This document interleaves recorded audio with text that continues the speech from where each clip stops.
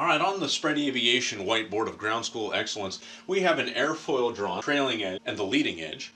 The line that connects the two together is called the chord line and interacts with the relative wind to form the angle of attack. Relative wind is the airflow that is parallel and opposite the flight path. It moves with the aircraft. Now, what I see a lot of people confuse is the difference or the similarities between angle of attack and pitch attitude. Here we have the aircraft in the very low pitch attitude.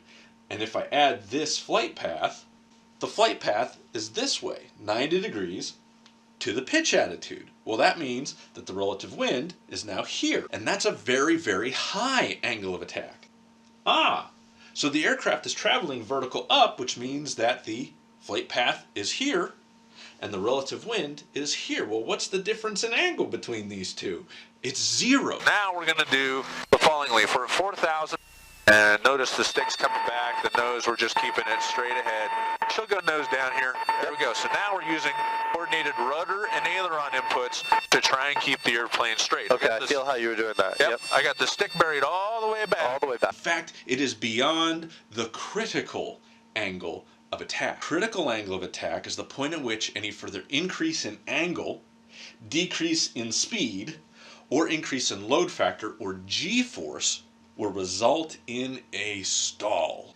Lift equals coefficient of lift times 1/2 density times velocity squared times the area of the wing. Now, we can't change the area, we can't change the density of the air because that's temperature and pressure, and velocity is not one that we can change instantaneously and in very large amounts to suddenly create a bunch of g-force or lift. If we graph this out for this airfoil, which is asymmetrical, as angle of attack goes up, coefficient of lift goes up. So this being a direct equation, as any one value goes up on the right-hand side of the equal sign, lift goes up on the left-hand side of the equal sign. As angle of attack goes up, the ability for the air to stick to the surface of the wing starts to get reduced, and we get a decrease in performance till eventually it finally drops off and it peaks out up here. This position is called CL max, the critical angle of attack. Now, stall is bad. Everything bad happens over on this side of the critical angle of attack. The wing stops flying, it stops holding us up, and gravity begins to win. The pilot is in control of the angle of attack.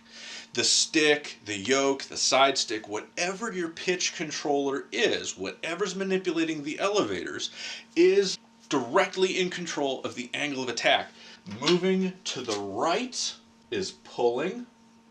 If we stall, it's because we, the pilot, pulled too far back. And in that falling leaf stall video, that stick is all the way back. We recover by pushing. You must push to move this way on the graph. And recover, relax the back pressure. That's it, she's flying. If we are approaching the stall, we need to avoid that at all costs. We need to push forward on that pitch controller, reducing the angle of attack below critical.